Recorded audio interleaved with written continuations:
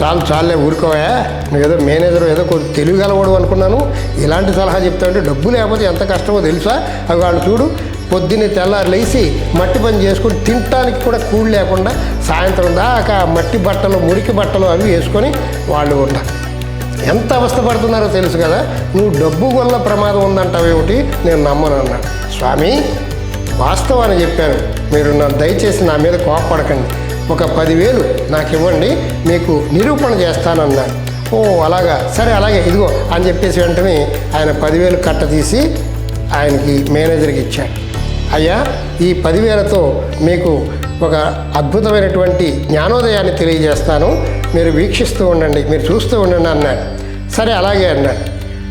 ఇక తెల్లవారుజామున 4 గంటలకి ఈ మేనేజర్ వచ్చాడు.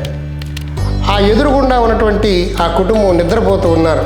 ఆ నిద్రపోతూ ఉంటే వాళ్ళు పని చేస్తూ ఉంటారు కదా, ఆ గంపల్లో ఈ 10,000 కట్ట, ఆ 10,000 కట్టని ఆ గంపల్లో పెట్టి కనపడేలా పెట్టి మెదలకుండా వచ్చేసాడు. వచ్చేసి ధనికుడి దగ్గరికి వచ్చి, చూడండి మీరు ఇచ్చినటువంటి 10,000 వాళ్ళ ఇంటి దగ్గర వాళ్ళు పనికి వెళ్ళేటువంటి గంపల్లో పెట్టాను, ఏం జరుగుతుందో మీరు గమనించండి అని చెప్పేసి